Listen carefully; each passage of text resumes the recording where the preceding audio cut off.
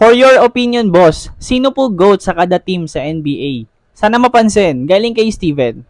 Okay, Steven, sige, unahin muna natin yung Eastern team sa NBA. Okay guys, unahin natin sa Eastern team, ang Atlanta Hawks. Tingin ko, ang GOAT nila ay si Bob Pettit. Meron itong career stats na 26 points per game.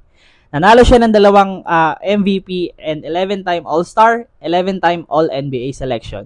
Pero syempre, sa generation natin, mas sumikat si Dominic Wilkins. Next team natin, Boston Celtics. Ito, medyo maraming player ang pwedeng makuha. Andiyan si Larry Bird, si Paul Pierce, Bill Russell, Bob Cousy, John Havlicek. Pero tingin ko, ang GOAT ng Boston, si Bill Russell. 5-time MVP and 11-time NBA champion. Next team natin, Brooklyn Nets.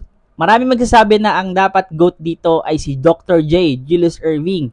Pero ang pinag-uusapan kasi natin is NBA team, hindi ABA.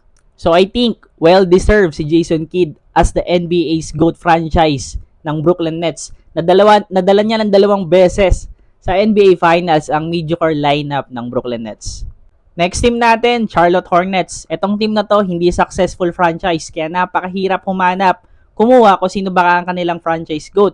Pero tingin ko, bagay ang titulo na yan kay Kemba Walker. Sa 8 seasong paglalaro ni Kemba Walker sa Charlotte Hornets, siya ang naging mukha nito, averaging 25 points per game during his last season, and he leads the franchise in points, 3-point made, field goal, minutes, free throws, lahat. Next one, Chicago Bulls. No other than Michael Jordan, one of the GOAT. No need explanation para dyan. Kilala ng lahat yan. Sige, isunod na rin natin, Cleveland Cavaliers. Siyempre si LeBron. Siyempre, matik na yan. Galit lahat dyan. Next team natin, Detroit Pistons. Sino pa ba? Si Zeke, Isaiah Thomas. Siya lang naman ang naging leader and captain ng the Bad Boy Pistons during 80s. Nanalo silang 2 kampyonato during his time.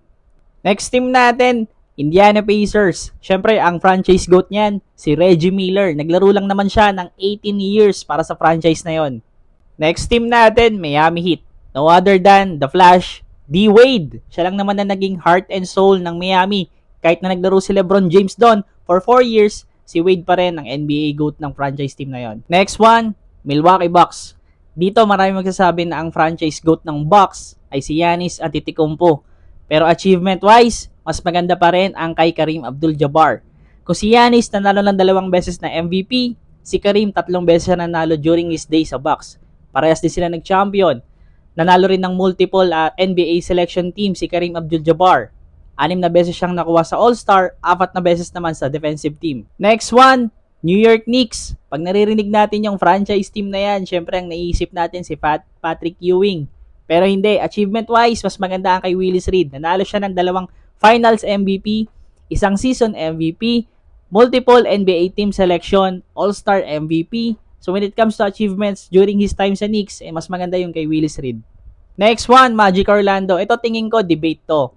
Shaq or Dwight Howard. Pero ako pipiliin ko si Dwight Howard.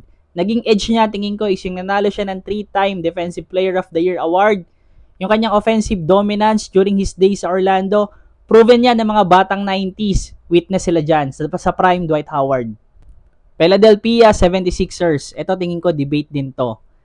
AI, Dr. J, Moses Malone, and Wilt. Pero ako, pipiliin kong franchise GOAT ng 76ers, si Wilt Chamberlain. Walang makakagaya ng ginawa niya sa NBA, yung pagdodomina niya. Nanalo siya ng 3 straight season MVP from 1966 to 1968. So para sa akin, siya ang franchise GOAT ng Sixers. Next one, Toronto Raptors. Isa pa tong team na to, mahirap humanap kung sino ang kanilang NBA franchise GOAT. Pero ako, pinili ko si Kyle Lowry. Naging mas maganda ang karera ni Kyle Lowry during his stay sa Toronto. Nakakuha siya ng multiple All-Star selection. Nanalo rin siya ng kampyonato, unang kampyonato ng franchise ng Toronto. Next one, Washington Wizards or Bullets. Siyempre, ang kinuha natin dyan si Wes Unseld. Siya lang naman na nakapagdala ng kampyonato sa Bullets. At nanalo rin ng 1 season MVP. Disclaimer lang guys, opinion ko lang lahat yan. Okay, for the Western team guys, gawa na lang natin ng separate video kasi masyado nang mahaba.